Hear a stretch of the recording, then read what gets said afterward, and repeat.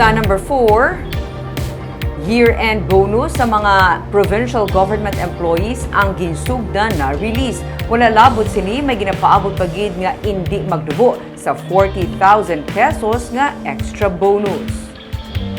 Depende sa pag-process ng tagsa ka departamento, suno kay Provincial Administrator Refrando Diaz, may iban nga nakabato na sang ilang nga year-end bonus o kon 14th month pay nga equivalent sa isa ka bulan nga sweldo. Ini ang ginsugdan release Nobyembre 15. Sa karon suno kay Diaz, ginasugura naman process ang kapitolyo ang para sa collective negotiation incentive nga 25,000 pesos. May ginapaabot man ang mga empleyado nga service recognition incentive nga 10,000 pesos kag productivity enhancement incentive nga 5,000 pesos nga suma total 40,000 pesos.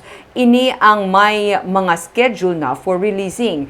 Kay wala na gintugutan ng IBES o kanang incentive benefit for exemplary service kasunod sang pag-disallow sang COA, may performance-based bonus naman nga sarang mahatag sa masunod na nga tuig suno kay Diaz. Ang sweldo kag performance ang magapatud sang kantidad nga mabaton para diri. Ining ginaabi-abi kag ginapasalamatan naman sang PACE. Ang mga job order workers kag ang sa idalom sang contract of service nga wala madala sa amo nga mga bonuses ang magabaton sang gratuity pay kag gift and food packs. Tapos next year, we will process ang nangaton nga tawag nga PBB, performance-based bonus.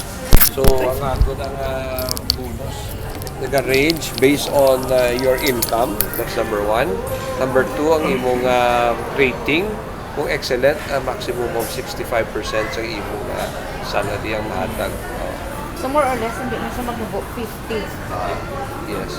We would like to inform our members sa Union that despite of the anticipated lowering sa aton nga bonus, we are still privileged.